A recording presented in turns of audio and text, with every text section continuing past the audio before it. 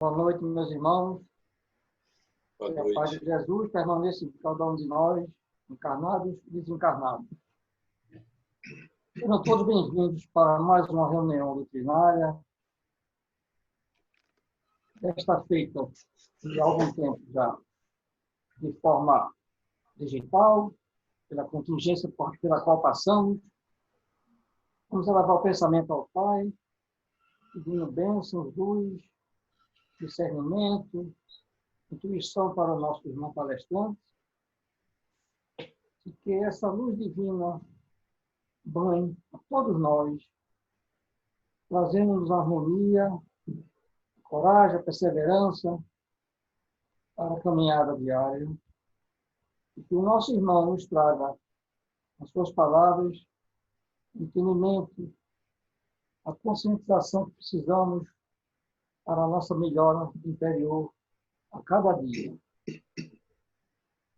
Em prece, vamos passar a palavra para o nosso irmão Carlos Otário, que é do Jesus no Lar, um companheiro nosso de luta, de trabalho, de divulgação da doutrina, que nos revela, consola e redime. Muita paz para todos, que nosso irmão use da palavra com a graça de Deus. Boa noite a todos, que nos dá esta oportunidade, né, de estarmos juntos neste momento para conversarmos um pouco sobre a doutrina de Cristo, os ensinamentos que Jesus nos legou, para que tenhamos o nosso caminho traçado, onde Deus é o livre-arbítrio, nós podemos escolher, mas quando adentramos nessa doutrina maravilhosa espírita, ela que nos dá esta oportunidade de podermos questionar, nós podemos raciocinar, estudar. Nós temos essa oportunidade com a doutrina e outras religiões não era dada a ninguém. Não se tinha o direito de poder questionar um determinado tema. A doutrina espírita é diferente. A doutrina espírita ela é abrangente. Ela tem por finalidade aquilo que Cristo ensinou, a cada um segundo as suas obras. Então, nós aprendemos que é através das nossas próprias ações que nós começamos a ter uma desenvoltura dentro do cristianismo. E tem um espírito que é taxado como precursor do cristianismo, chamado João Batista. Ele é um espírito diferenciado, principalmente naquela época dele. Porque João, como nós sabemos, muitos de nós sabemos, João foi o Elias. E Elias esteve 900 anos antes de Jesus. Então, é muito tempo. É um espírito antigo, um espírito que defendia, né, as leis mosaicas, a Torá. Diz até que, digamos, que Moisés era o legislador e Elias era o defensor. Ele já tinha todo um trabalho e é taxado como o maior profeta do Antigo Testamento. Da mesma maneira que ele aparece no Novo Testamento, como o próprio Jesus coloca, como o profeta dos profetas.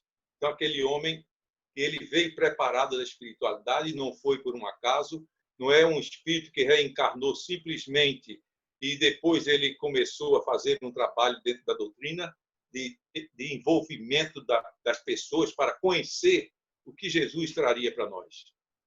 João, ele foi separado. E até a gente abrindo assim um adendo antes, muitas pessoas, inclusive, né, dentro dos seus estudos, e nós respeitamos, principalmente por sermos espíritas, nós respeitamos as ideias, os pensamentos de cada um, como eu tenho meus pensamentos, cada um de vocês tem uma maneira de interpretar, desde que não fuja, né, aos ensinamentos cristãos. Alguém diz assim, João é o espírito da verdade. Outros dizem, João é Allan Kardec. Aí eu dou minha opinião e a opinião também de muitos outros, né, das pessoas que estudam. Certa vez eu questionei, alguém disse, olha, eu não posso jamais asseverar que João seja espírito da verdade, nem que João é Kardec. Por mais que eu conheça um pouco dessa doutrina, eu ainda não tive uma base sólida para ter afirmativa nesse sentido. Mas respeito aqueles que dizem que é Kardec, outros que dizem que é espírito da verdade. Eu só sei de uma coisa. O próprio Jesus disse assim, eis que eu falarei com meu Pai e ele vos mandará outro Consolador para vos esclarecer aquilo que eu não posso esclarecer agora. Então, isso é a mensagem de Cristo, o Espírito da Verdade. Ele diz, complementa como Espírito da Verdade. Mas nem Jesus disse que era ele, nem disse que era João, nem disse que era Kardec. Então, como ficou isso em aberto, a gente entra para esse precursor do cristianismo chamado João Batista. A figura de João começa a aparecer dentro do Evangelho, e quando nós estudamos os Evangelhos, vamos ver que é narrado o fato que Isabel ia ficar grávida, e posteriormente nós vamos encontrar João lá na frente, no deserto, estudando, depois ele no Rio Jordão.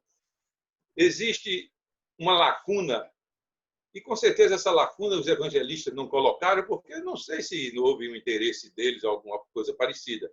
Mas estudando a doutrina, como os espíritos vêm complementando, tanto que o Consolador prometido, a doutrina espírita, ela vem para complementar as obras de Jesus. Eu gosto até quando eu fico pensando assim, a doutrina espírita é a terceira revelação, e às vezes eu digo, ela não só é a terceira revelação, mas ela é aquela que vem dar continuidade ao que Jesus deixou.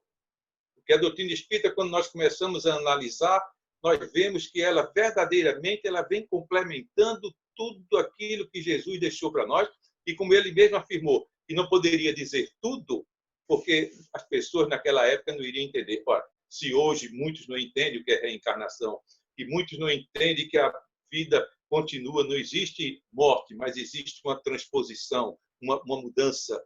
Tem pessoas que ainda não acreditam. Aí vamos imaginar isso na época de Cristo. Era muito difícil. Daí que veio o precursor.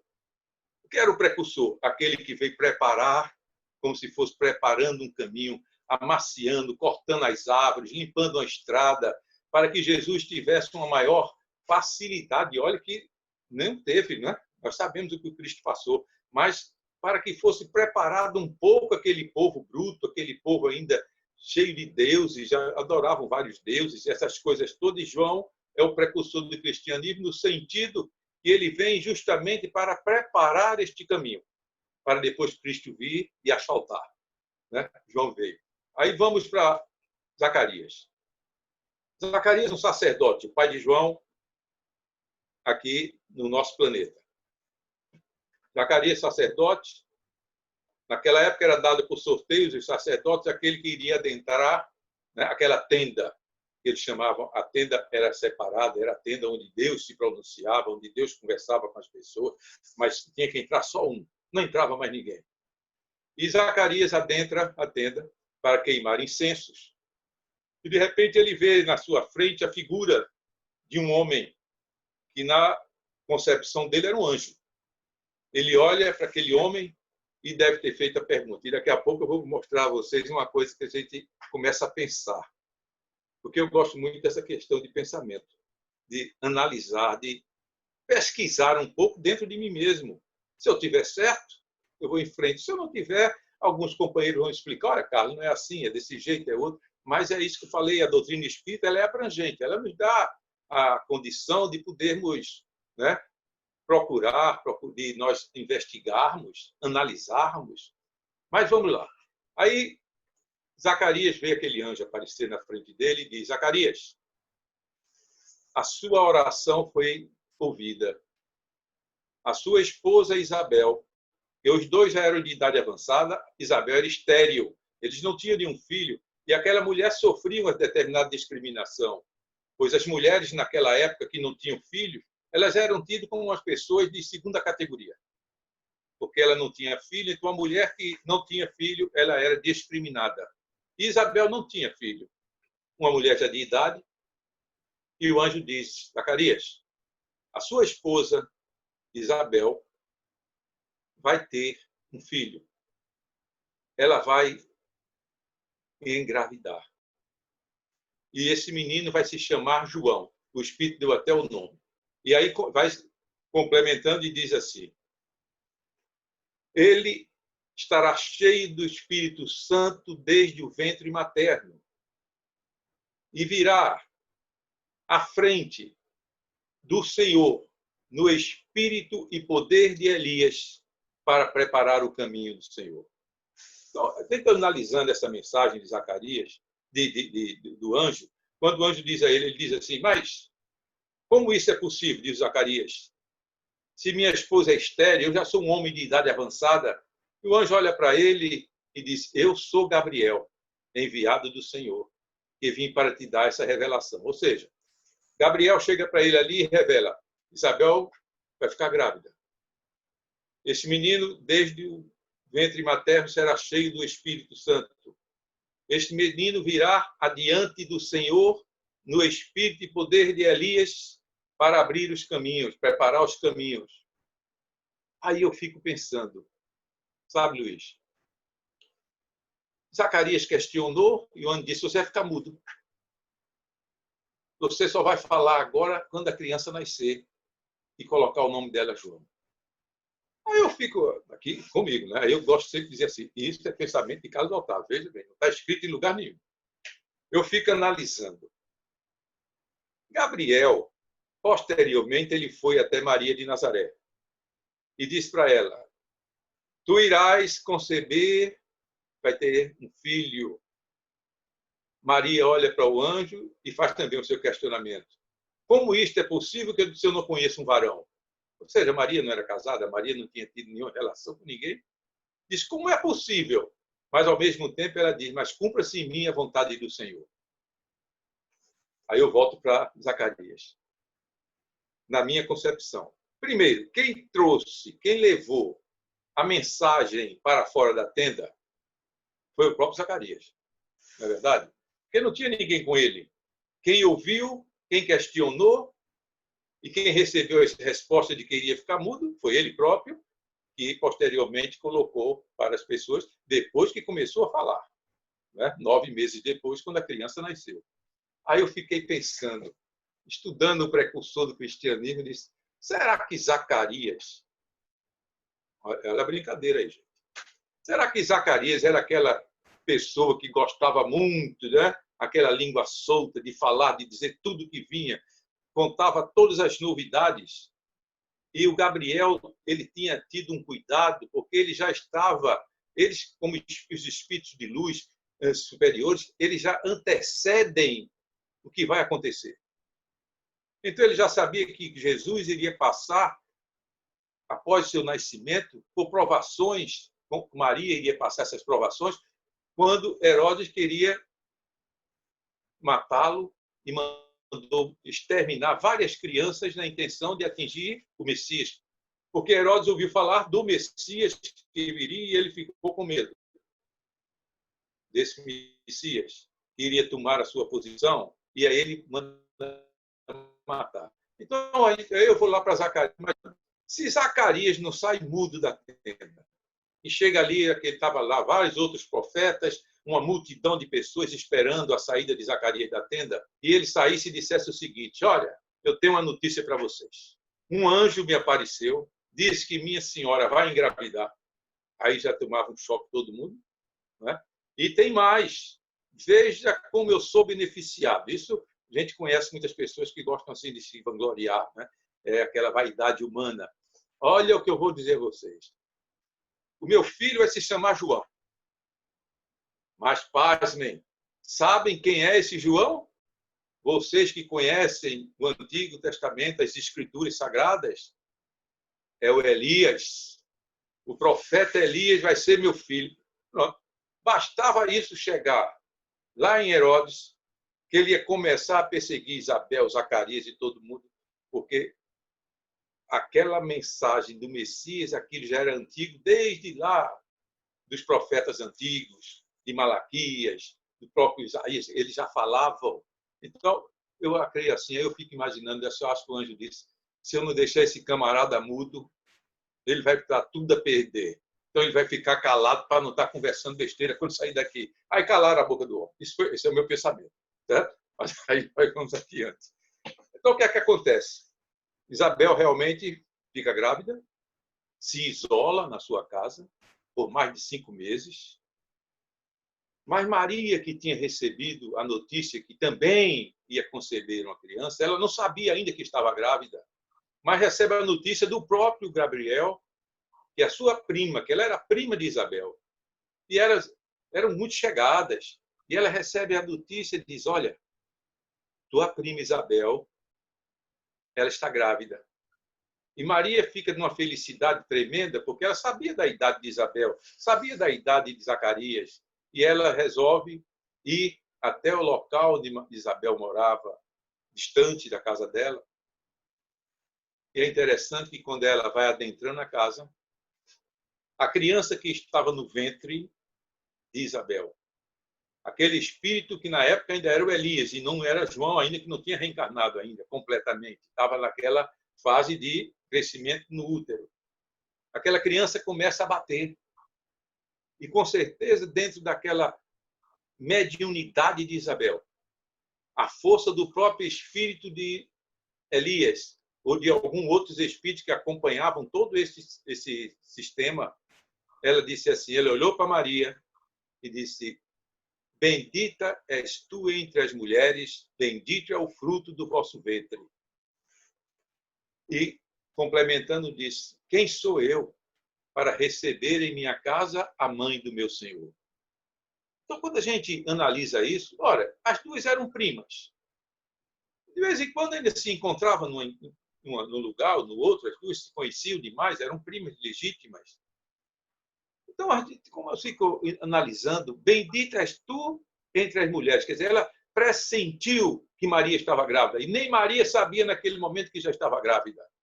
Mas a Isabel, mediunizada por alguma entidade superior, pelo próprio Elias, que estava dentro do seu ventre, ela disse, bendita és tu entre as mulheres e bendito é o fruto do vosso ventre. Quer dizer, ela já disse, Maria, estás grávida.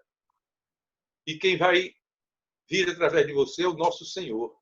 E, ao mesmo tempo, diz que eu não sou digna, digamos, de receber a mãe do meu Senhor em minha casa, que era a própria prima dela.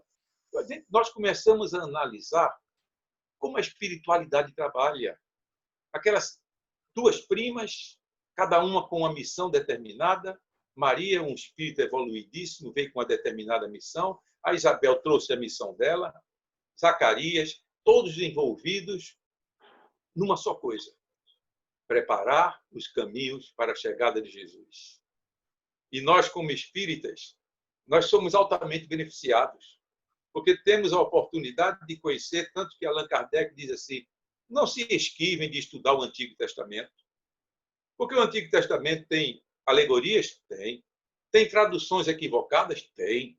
Tem muitas coisas colocadas simplesmente pelos homens, tem algumas colocadas até no intuito, né, de ofender a doutrina espírita, colocaram bem depois da original? Tem.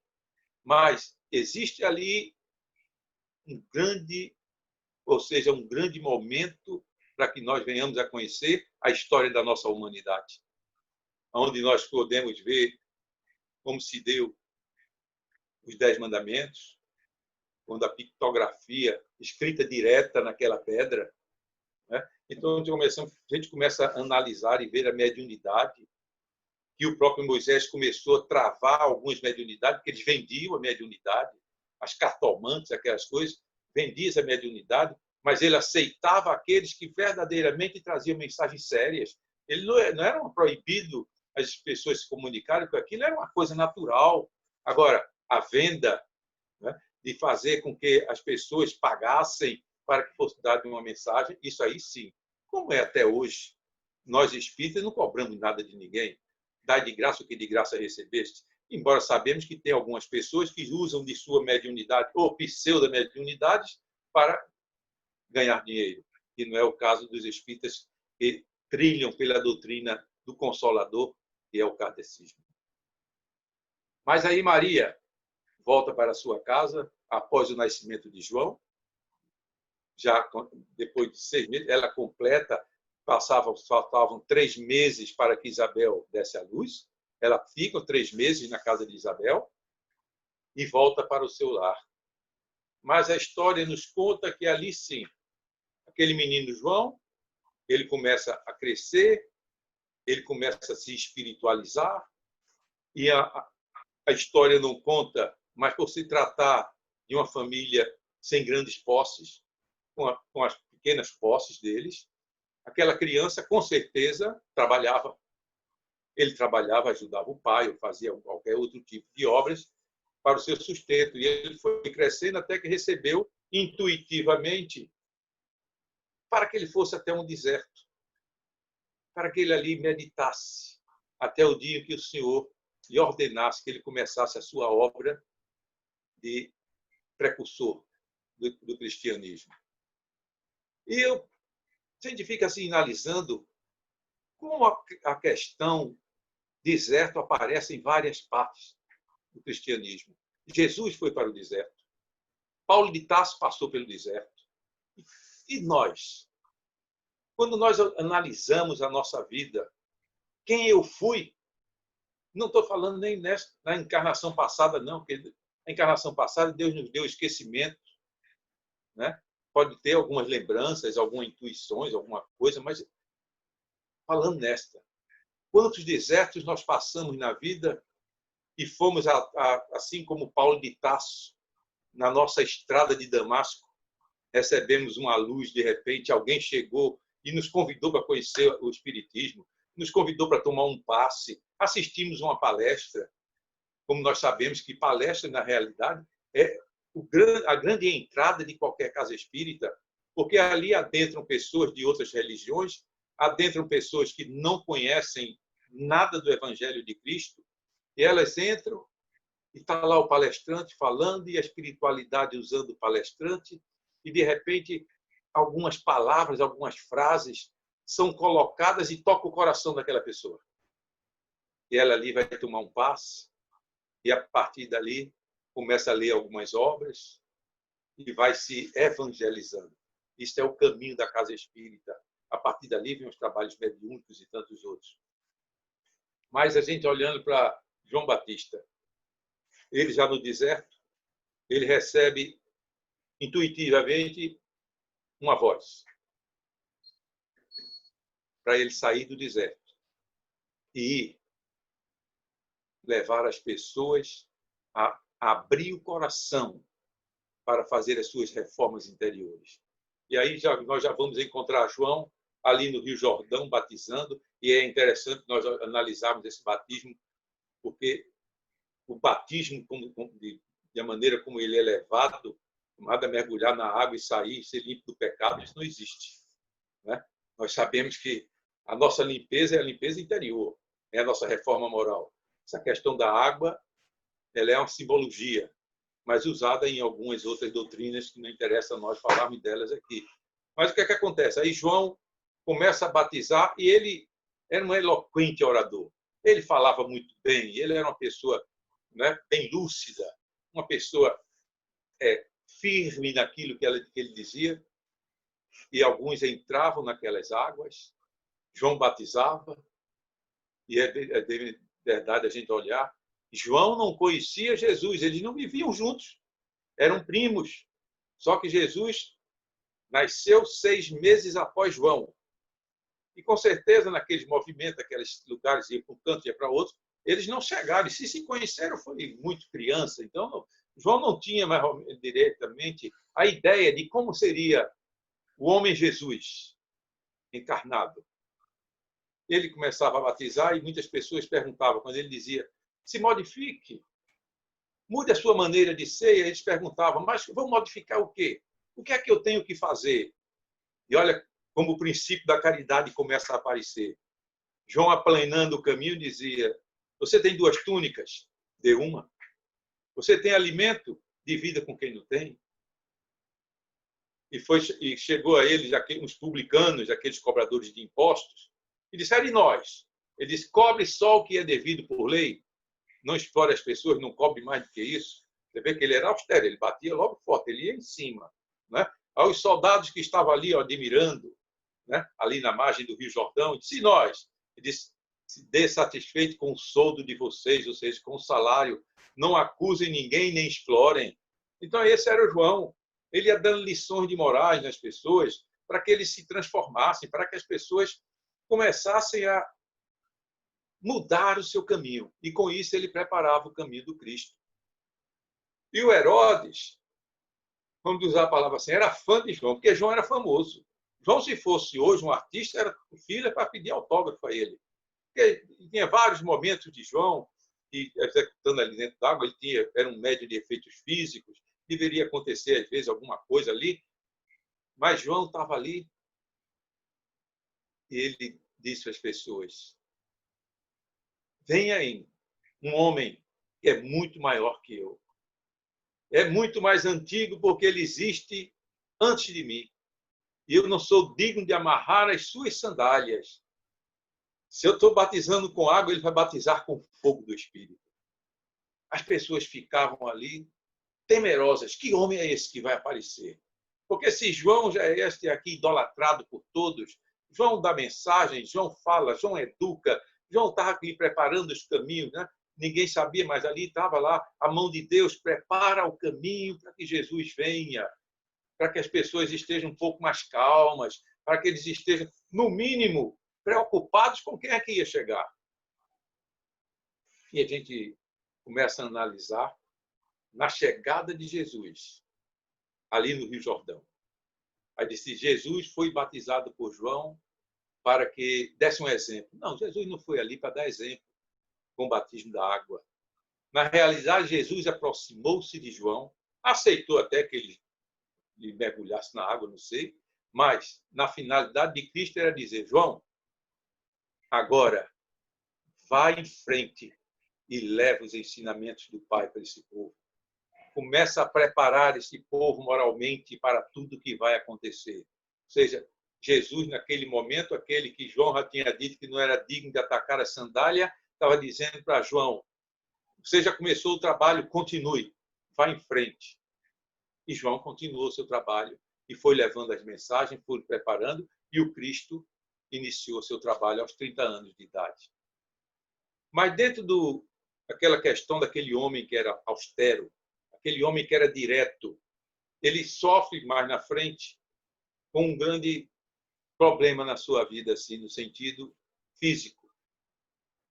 Herodes, que era aquela criatura que gostava de ouvir João, Herodes gostava de ouvir. Herodes, muitas vezes, procurava ficar no lugar, mandava chamar João, ele gostava de ouvir as mensagens de João. Porque João era aquele, como eu falei, aquele orador bem eloquente, bem, né, que distribuía bem as palavras. E João, certa vez, está lá vendo uma festa na casa de Herodes. E João chega. João não tinha papa na língua. Até eu acho interessante, Chico Xavier, numa de suas mensagens, até Chico diz assim, eu até copiei antes, quando eu falei da mudez de Zacarias, eu disse, olha, isso é uma coisa minha, é o meu pensamento. Isso eu tirei assim, uma de Chico Xavier. Né?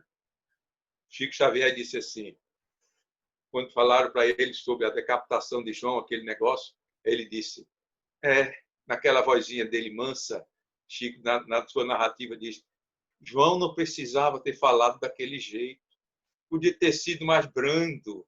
Ou seja, como quem diz, se João tivesse sido mais brando, não tinha sido decapitado, mas João era parada, João abria a boca, logo dizia o que queria. Aí Chico complementa e diz, olha, mas isso é o meu pensamento. Eu não estou dizendo que nenhum espírito está me falando nada. Ninguém está me dizendo nada. Isso é eu, Chico Xavier, pensando. Então, fica aí o pensamento de Chico. E o que é que acontece? João entra na festa e quando ele olha para Herodes, estava lá uma rainha sentada ao lado de Herodes, Herodias. Só que Herodias era a esposa, ou tinha sido a esposa do irmão de Herodes. E João sabia. E João, quando vê aquilo, e diz, Herodes, você... Aí começa a narrar vários erros de Herodes. E vai narrando. Só que estava assim, a multidão, muita gente lá naquela festa, e João acusando o rei. Então a gente já pode ver onde chegou a coisa. E no final ele diz assim, é errado o que você está fazendo em casar com a mulher do seu irmão. Aí Herodias, que estava ali, se revolta. Ela fica com ódio de João, porque João, na frente de todos ali, entregou de bandeja. Ela, uma mulher adúltera. Ela ali, naquela pose de rainha, toda orgulhosa, vaidosa, e de repente vendo que todos aqueles convidados, naquele momento, pararam e devem ter olhado para ela e disse, nossa, era casada com o irmão dele e ele tomou e casou com ela. Aí, naquele momento, ela tomou um ódio por João, chama a filha, Salomé, uma moça nova, e disse, vai dançar. Eles, naquela época, existiam aquelas danças sensuais que elas faziam, aquelas moças nas festas dos reis. E ela começa a dançar. E o rei fica entusiasmado. Acha a beleza da menina fantástica, a maneira como ela dançou, tudo fantástico, todo mundo aplaudindo, feliz. Quando ela termina, o rei se aproxima dela e diz: menina, o que você quiser, o que você me pedir, eu te dou, até mesmo o meu reino. Isso todos ouviram. Todos os convidados ouviram o que o rei falou. A menina se retira, vai até onde está a mãe Herodias, para se aconselhar. Mãe, e aí, o que é que eu peço para o rei? Ela disse: a cabeça de João Batista numa bandeja. A menina volta e diz para Herodes: eu já sei o que eu quero. Ele diz: pois diga. Eu quero a cabeça de João Batista numa bandeja. O rei cala naquele momento. Ele deve ter ficado vermelho. Ele gostava de João Batista. Ele gostava de ouvir João. E ele fica ali, mas não podia também negar aquilo que ele tinha prometido. Ele tinha prometido que daria a ela até mesmo o seu reino. Então seria uma desmoralização para as pessoas que estavam naquele local. O rei, de repente, dizer para ela: isso não.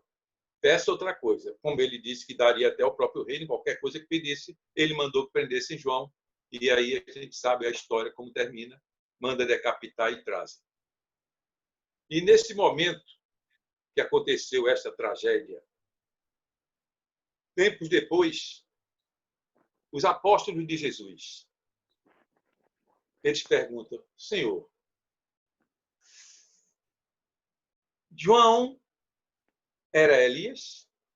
Jesus diz assim para eles: se quereis saber, na verdade, ele era o Elias que estava para vir. Ou seja, Jesus bateu o martelo. João é Elias. Por quê? Aqueles homens, eles conheciam, né, o Antigo Testamento. E lá em Malaquias, o último profeta do Antigo Testamento, no capítulo 4, no versículo 5, diz: eis que eu vos enviarei o profeta Elias antes que venha o terrível e grande dia do Senhor. Está lá em Malaquias, 400 anos antes do advento do cristianismo, antes do advento da chegada de Cristo e antes de João Batista. Ora, antes que isso acontecesse, Malaquias, um profeta, 400 anos, porque 400 anos é o espaço que foi separado do Antigo Testamento para o Novo Testamento. Chama-se período interbíblico, onde não houve nenhuma comunicação de nenhum profeta. E se houve, não foi narrado. Pelo menos que nós estejamos assim conhecendo. Fala-se do interbíblico, aquele período de 400 anos, onde não houve nenhuma comunicação.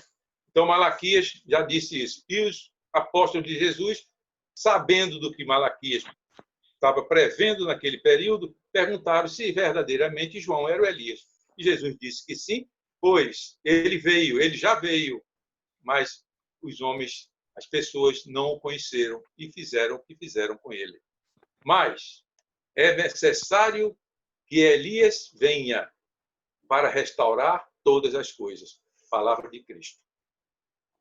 Então, se é necessário que Elias venha para restaurar todas as coisas, aí nós começamos a analisar e aí nós temos que ir buscando as minúcias, né, desse espírito João, um espírito de alta luminosidade, um espírito de alta evolução, porque não é qualquer espírito que receberia esta missão de reencarnar com a grande missão de preparar o caminho para Jesus. É algo muito profundo, é algo assim maravilhoso, né? Como Kardec, foi dado para Kardec, na sua mão, disse: Consolador prometido, explica para este povo aquilo que eu não pude dizer, porque eles não tinham condições de entender.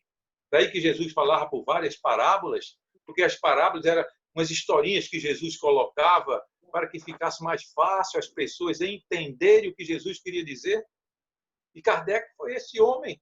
Ele veio trazendo tudo. Ele veio preparando, ele veio estudando. Não foi uma pessoa que acreditou na doutrina por acreditar, não. Ele pesquisou antes disso.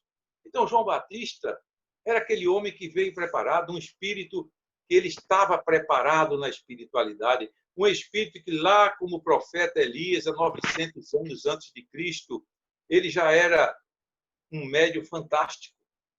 Ele tinha uma mediunidade de efeitos físicos fantástico. Está lá no livro de Reis, tem passagem de Elias que, quando a gente olha lá o Antigo Testamento e olhamos para a questão de João posteriormente, nós vamos ver que tem algumas coisas, né? Não aquela lei de dente por dente, olho por olho, quem com a espada fere, com a espada será ferido, mas dentro daquele contexto de toda causa tem um efeito, né? Que nós temos que restaurar ceitil por ceitil todos os nossos erros.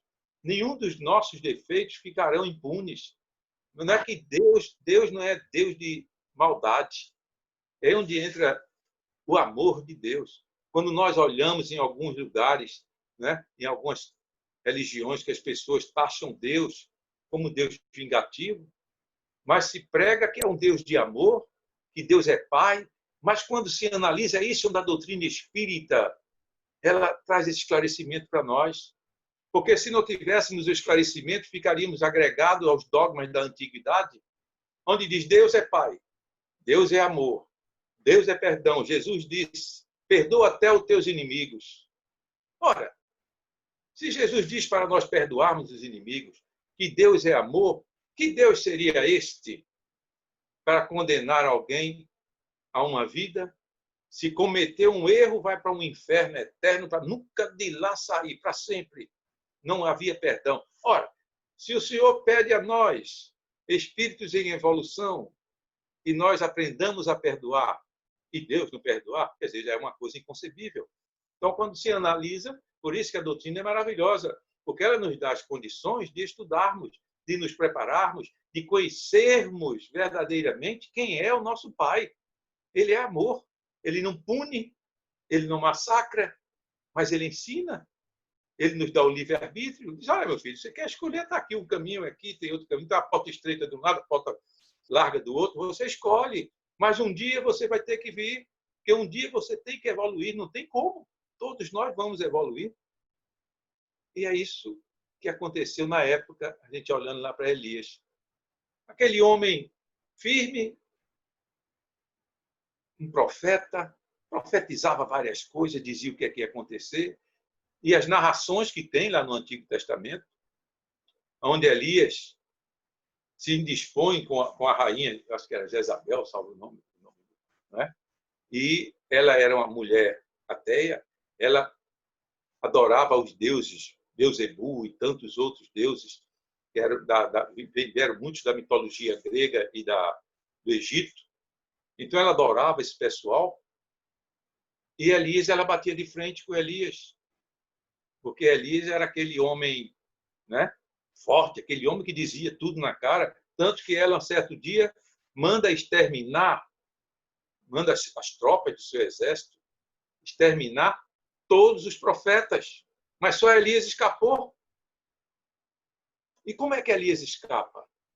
Aí entra, né, a mediunidade de efeitos físicos, é o que está escrito lá, nós não sabemos como aconteceu, nem se aconteceu, narrando o que estava lá. Aí diz que 50 soldados e um capitão vieram para prender Elias. E ele olha para o céu, faz uma oração e desce fogo do céu e queima todos. Posteriormente, ele encontra-se com essa rainha. E ela estava ali junto com 400 profetas de Baal, outro deus. E ela questiona Elias, ele, como sempre, na ponta da língua, ele diz para ela, só existe um Deus, e é o Deus que eu sigo. Ela, revoltada, diz, vamos fazer um teste? Ele diz, sim, qual o teste? Nós vamos acender aqui, vamos dizer assim, como se fizesse ali um fogão de lenha grande, vamos colocar um novilho, meus profetas vão orar e vão queimar o novilho, e você faz o mesmo do lado. Elias diz, tá, tudo bem, vamos. E colocaram o novilho. Os 400 profetas de Baal começam a orar. Eu imagino aqueles homens devem ter orado o dia todo. porque a rainha devia estar muito angustiada. E eles oraram, oraram, oraram, não saiu uma fagulha, uma brasinha sequer para queimar aquilo ali. Quando termina, deviam estar exaustos, mas ao mesmo tempo dizendo, se nós, 400 homens do Deus Baal, não conseguimos acender isso aí, imagine essa pobre criatura do Elias sozinho. Elias olha para o céu, ora e pede, Senhor, queime esse holocausto. E, de repente, desce um raio, não só queimou o bezerro, queimou o carvão, queimou tudo que estava ali. E tem uma coisa, Elias, antes de pedir a Deus a força do céu, lá do alto, ele achou pouco, disse, vocês têm água aí? Joguem água aqui. E começaram a jogar água, a rainha deve ter disse, ela enlouqueceu.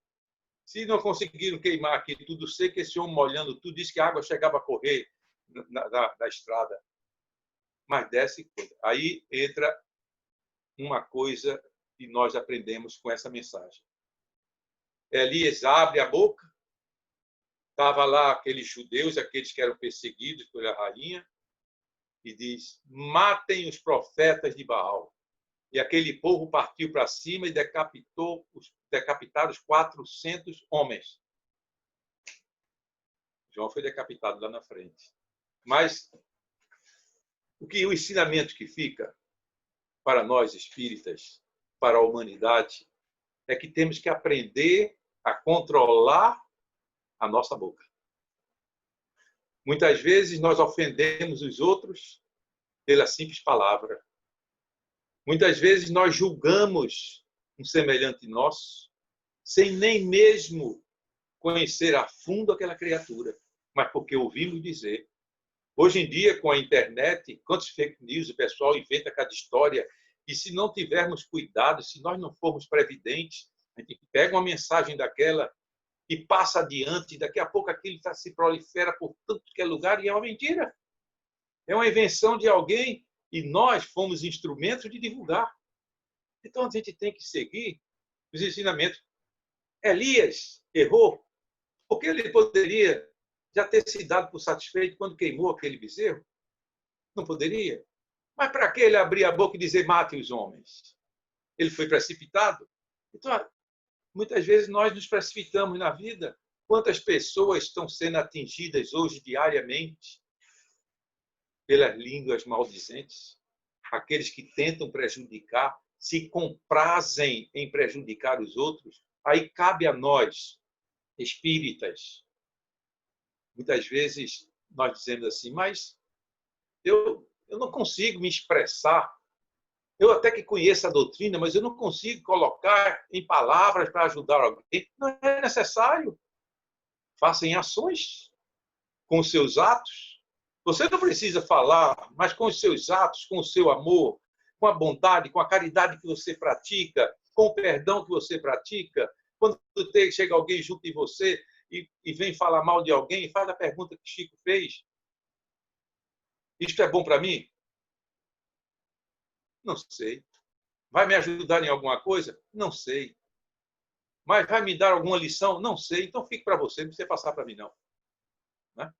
Tem até uma... Vou fugir um pouquinho. Tem uma historiazinha de um sábio japonês, um homem já de uma certa idade, e ele tinha vários alunos, e um deles se desviou do caminho, era agressivo, queria bater nas pessoas, e ele simplesmente o convidou a que deixasse a sua escola. Aquele jovem, tempo depois, reúne os pais daqueles outros alunos que estavam ali e vem.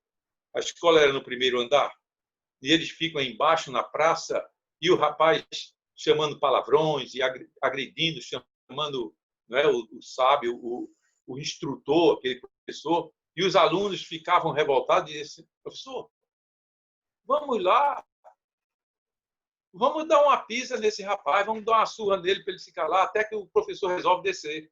E ele desce, quando chega ali na rua, o rapaz passa para cima dele, com vários palavrões, todo mundo olhando. Aquela multidão, os pais dos alunos, estavam todos ali olhando para ele. Ele senta na calçada e o rapaz fala,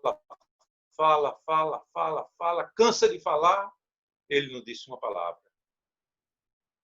O homem cansado se retira, E a multidão fica ali observando aquele homem que se dizia um sábio, um homem conhecedor do amor, conhecedor de tudo isso, e lhe questionam: como é que o senhor aguenta ouvir tamanhas agressões?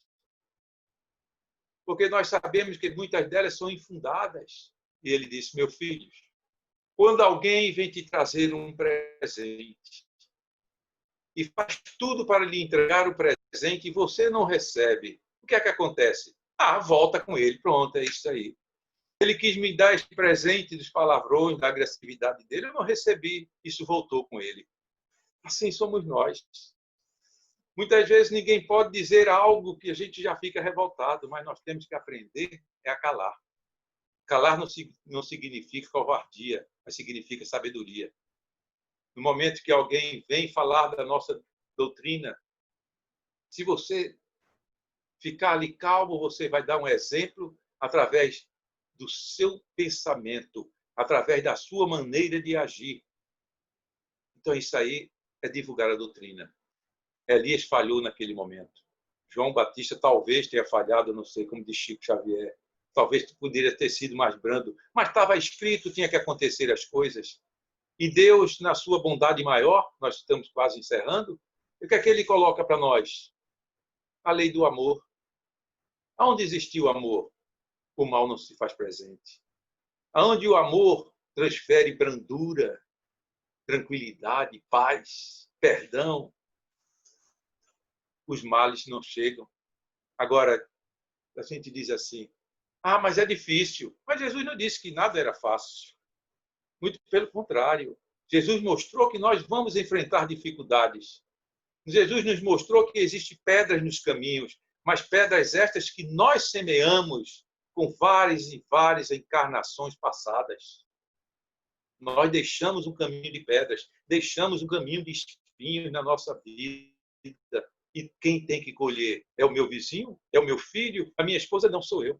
Cada um colhe aquilo que plantou. O plantio é livre, a colheita é obrigatória. Então, se nós sabemos disso, nós vamos começar a mudar a nossa vida. Eu fiquei feliz quando recebemos convite do centro e de outros centros, porque nesse momento desta pandemia, deste isolamento social, como é bom nós trazermos, falarmos um pouco da mensagem de Cristo. Falar hoje como precursor do cristianismo, aquele homem que veio para preparar. Aí a gente pode perguntar: e nós? A obra foi preparada. E eu? O que é que eu tenho que fazer? Edificar o prédio. A obra foi preparada, o caminho foi limpo, Jesus asfaltou, Jesus deixou o material da construção, deixou tijolos, cimentos, deixou tudo para nós e disse: olha, tem uma doutrina aí que vai ensinar a vocês a construir o prédio. Agora, cada um tem que saber construir, cada um tem que buscar a sua construção. É isso que nós temos que fazer. Olhar para o precursor. Aquele homem foi quem desmatou a floresta. Aquele homem foi quem arrancou vários espinhos que tinham no caminho. Aí veio Jesus, sofreu, foi crucificado, mas aplanou o terreno. Veio a doutrina espírita e nos dá os materiais, nos dá a mão de obra, que somos nós, e o material para a nossa construção, para que nós possamos construir dentro de nós a nossa reforma interior. Porque não é a reforma exterior. A pessoa pode fazer plástica de todos os jeitos, mas se ela não muda o seu interior, sepulcro caiado, como dizia Jesus. Limpo por fora e podre por dentro. Então nós temos que limpar o nosso interior. O exterior fica bonito quando o interior está bonito, porque você vai sorrir com alegria, seus olhos vão transferir paz, vão transferir amor, e a energia que nós transmitimos para os outros, se é uma energia de paz, se é uma energia de amor, eles vão absorver.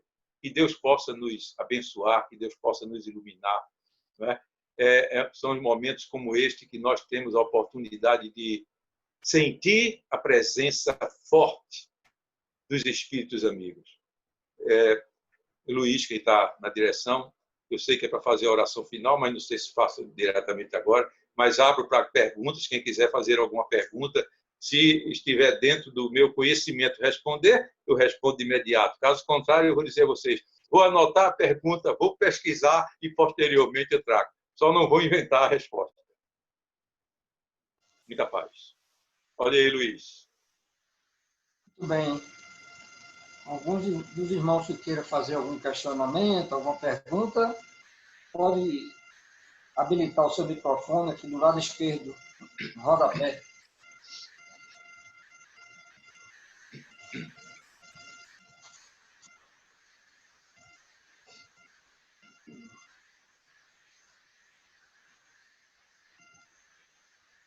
Pelo visto, todos estão satisfeitos, não há questionamentos.